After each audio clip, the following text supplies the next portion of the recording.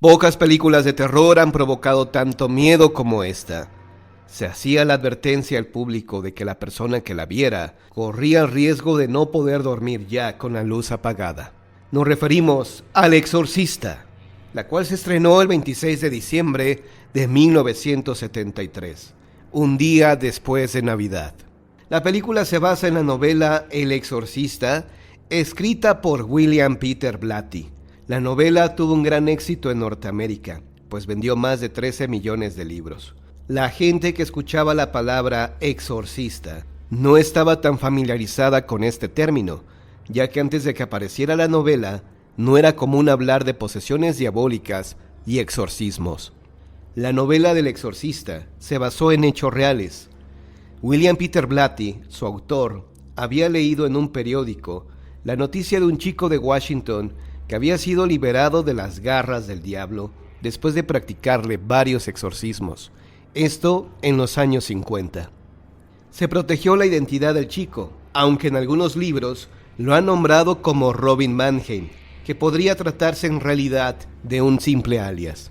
El niño tenía 8 años de edad cuando cayó en posesión satánica por jugar con la tabla Ouija, ya que una de sus tías, que decía ser espiritista y que le había enseñado a manipular esta tabla, había fallecido recientemente de cáncer, y Robin quería contactarla para platicar con ella. El chico cayó en las garras del diablo, hablaba con la voz de un hombre adulto, los insultaba y decía que pronto morirían. Además, en el interior de la casa pasaban cosas sobrenaturales como el movimiento de algunos objetos, cambios de temperatura y el sonido de arañazos en las paredes.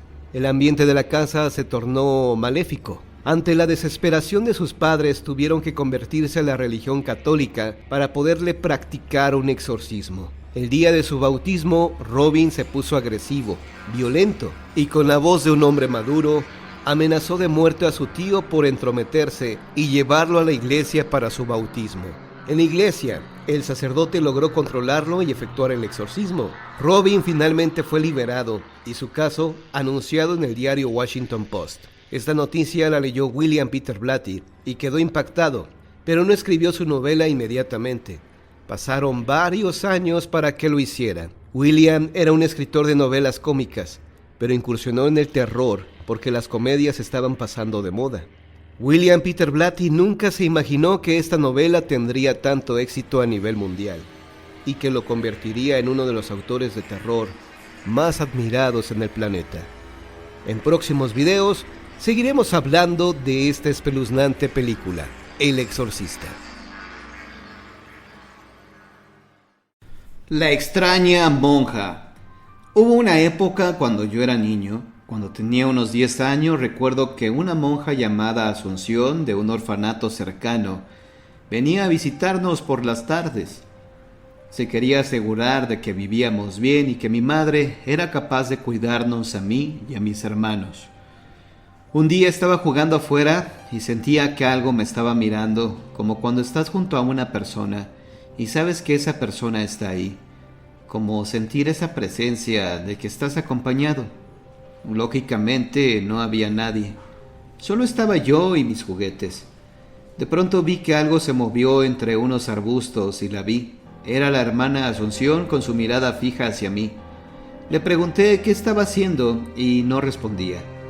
Mientras me acercaba sentía un calor y un olor extraño, pero cada vez se veía menos, hasta que me acerqué lo suficiente como para darme cuenta de que no había nadie.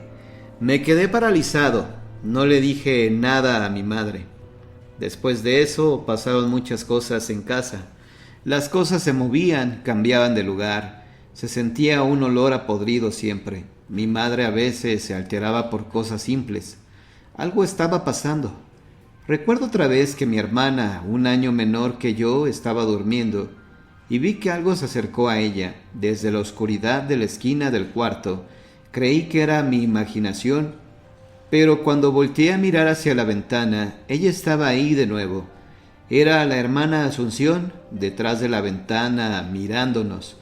A esas alturas ya le tenía terror a aquella monja, y cada vez que iba a casa me escondía. Una tarde fue a tomar el té con mi madre y una tía.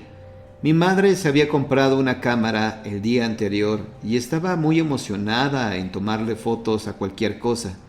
Y entonces me pidió si podía tomarles una foto. Lo hice. Aunque temblaba un poco, logré tomar la foto. Le di la cámara y me fui a mi cuarto. Al día siguiente, mi madre fue temprano al centro de la ciudad a revelar las imágenes.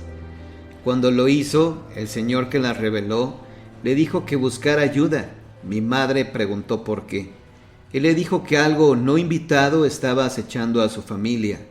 Mi madre vio la imagen y quedó helada, paralizada del miedo. Al fin comprendió todo. Esa misma tarde fue al orfanato a preguntar por la hermana Asunción. Fue a buscar respuestas y lo que le dijo la Madre Superiora la dejó aún más fría. Le dijo que la hermana Asunción fue su compañera y amiga en los tiempos que comenzaron el camino de Dios y que Asunción siempre parecía recorrer otro camino. Al parecer practicaba brujería y esas cosas, hasta que un día la encontraron desnuda, colgada por el cuello sobre un pentagrama que estaba oculto bajo su cama. La hermana Asunción había muerto hacía ya 30 años. Recuerdo que mi madre regresó a casa ese día. Tomó sus cosas, empacó nuestras cosas y nos fuimos de aquel pueblo.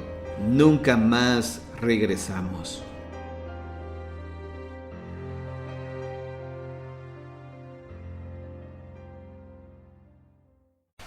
Ritual infame. Diana, quien para ella tenía otro nombre, había sido muy generosa. No cualquiera hubiese acogido, proporcionado techo y comida a una muchacha fugada de provincias que llevaba consigo a su bebé no reconocido. A una paria expulsada de la casa paterna, castigada por la deshonra pública tras haber cedido a la tentación. Y todo por culpa de aquel caballero que demostró rápidamente no ser más que un patán aprovechador, un desconsiderado que le prometiera villas y castillos para después del parto desaparecer. Debido a tan poderosa razón, ella iba muy confiada durante ese viaje, con su corazón alegre, dentro del espacioso carro. Solo le afligía haberse tenido que apartar por ese fin de semana de su niñito, pero las jóvenes que atendían a los críos en las guarderías le parecieron de fiar. Eran humildes y trabajadoras. Las escasas semanas que las trató resultaron suficientes para hacerle sentir que se trataba de buenas madres sustitutas. Otra gentileza de su ama, quien también se hacía cargo de aquel gasto. Lo menos que podía hacer por la noble señora, a quien ya estimaba más como una amiga que a una patrona, era limpiarle y acondicionarle lo mejor posible su coqueta casita de invierno. Corrían los primeros días de septiembre de 1888, pero el otoño no tardaría en hacer acto de presencia, y su empleadora deseaba que el chalecito escondido en el bosque a tiro de piedra del río quedase confortable para poder recibir en él a sus glamurosas relaciones de Westminster. Mientras el amable cochero guiaba a los caballos, la chica miraba por la ventanilla, adormilada por el monótono zarandeo. Había sido un trecho bastante largo que parecía llegar finalmente a su destino. En pocos minutos conocería el refugio del que tanto se le hablara. A la pálida luz del atardecer, avistó una solitaria construcción de madera. Desde largo rato el vehículo que la transportaba había dejado atrás regiones pobladas. Se le había asegurado que solo el anciano cuidador la esperaba, que le entregaría las llaves y se retiraría usando el mismo carruaje, el cual retomaría dentro de 2 jornadas a buscarla. La despensa estaría repleta y no precisaría comprar nada. Las libras que le habían dado y que celosamente guardaba en su bolsito de mano no tendría en qué gastarlas.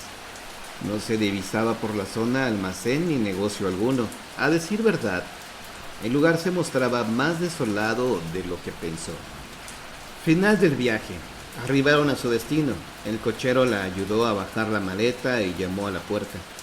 Les atendió un hombre joven de cabeza rapada, muy gentil y sonriente. Esa presencia no anunciada le sorprendió y no pudo evitar decirle: «Esperaba que me recibiese un señor mayor». El otro le contestó manteniendo dibujada en su cara la deferente sonrisa. Mi padre sufrió un pequeño accidente mientras trozaba leña. Esta mañana debió acudir a la enfermería del pueblo. Yo vine a sustituirle y mientras la hacía pasar, seguía por el chofer que portaba la valija y agregó: la buena noticia es que hay madera de sobra para alimentar el fuego de la estufa. No sentirás frío alguno. Tu estadía aquí será muy acogedora. Le extrañó que en la antesala no hubiese ningún mobiliario. Su interlocutor pareció darse cuenta y a fin de aventar suspicacias le informó: acomodé todos los muebles en la sala mayor para que así te resulte más fácil asear este sector. Se dirigió al fondo y entreabrió una puerta interior. Debes haber tenido un viaje muy agotador, le dijo el joven. En esta habitación dispones de un lecho cómodo y dentro del armario encontrarás ropas adecuadas. Pero tal vez sea mejor que antes de ponerte a trabajar tomes una siesta para reponerte. Por tus ojeras se nota que te caes de sueño. El conductor a su vez había cerrado el pórtico de ingreso, quedándose dentro de la casa con el trasto reposado a sus pies. Ella no dio trascendencia a ese detalle. El muchacho rapado le parecía muy atractivo y distraía su atención. Tras ingresar a la habitación, ella comprobó que la cama estaba tendida y en el coqueto arcón entreabierto colgaban prendas femeninas. Un pequeño espejo y una mesilla de luz completaban el sombrío mobiliario.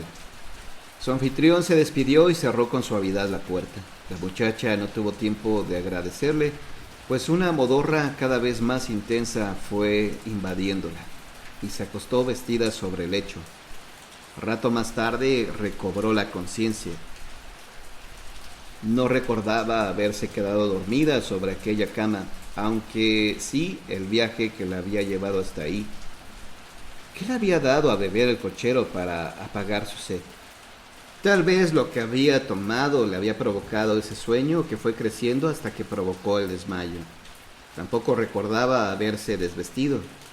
Se incorporó aún mareada, su joven y sensual cuerpo desnudo.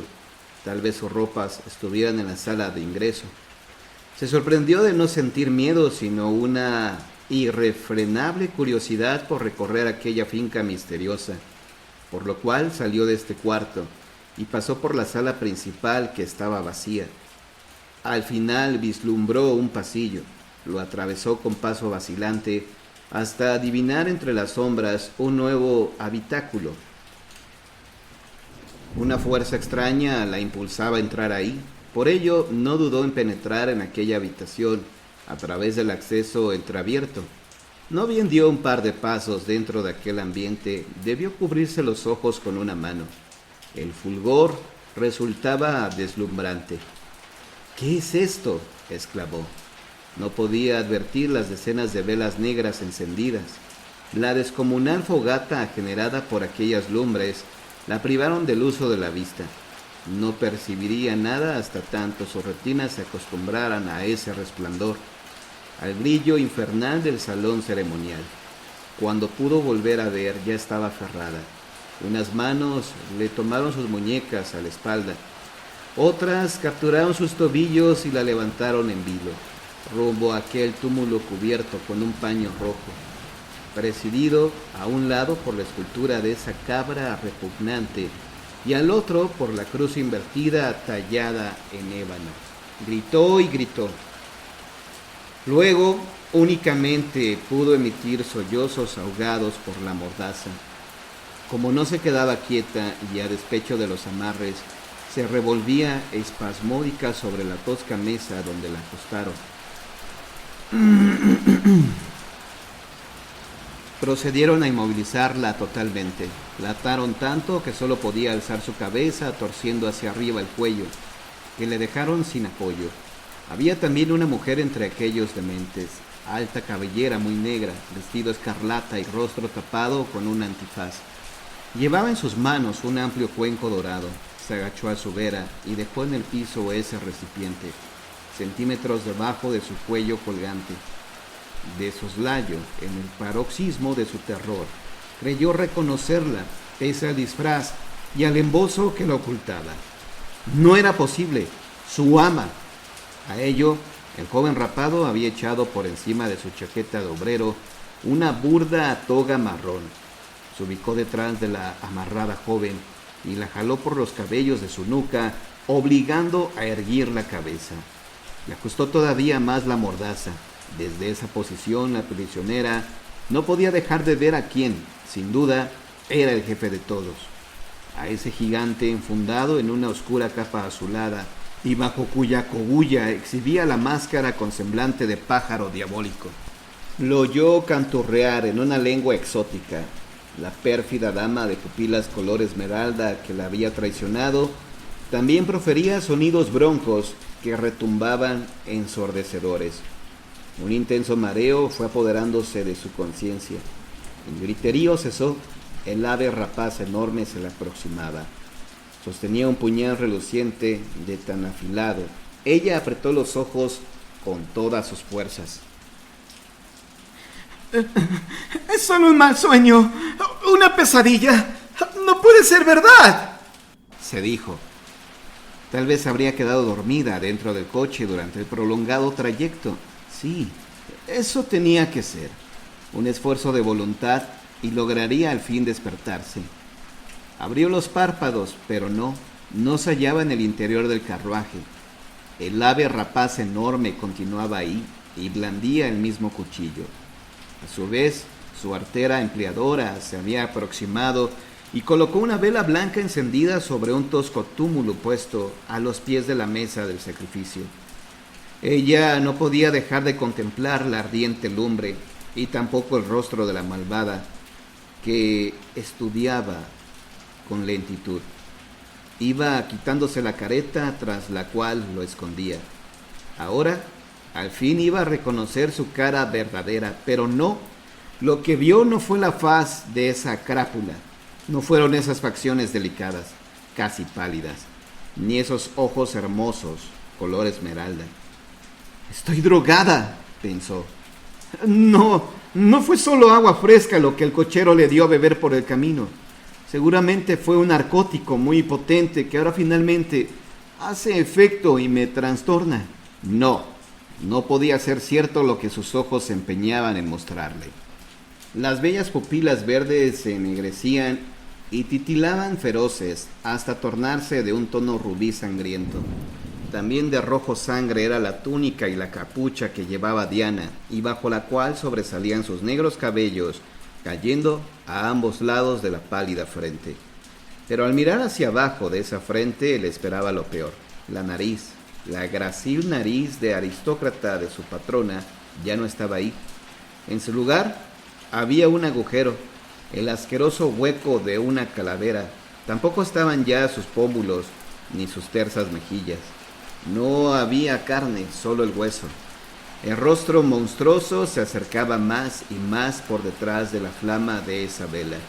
También había cráneos blancuzcos que flotaban por delante y por detrás de la toga escarlata. Todo daba vueltas y vueltas enloquecedoras. Ahora volvía a oír el cántico retumbante. Estaba inerme, amarrada a merced de las calaveras, de la mujer horrible de la túnica y la cogulla escarlata, del pájaro demoníaco con el afilado cuchillo de sacrificio en su mano. Para su fortuna, ya no supo cómo proseguiría esta pesadilla, que era su realidad. Se desmayó. Texto extraído de El animal más peligroso, un thriller victoriano, Montevideo, Uruguay. Gabriel Pombo.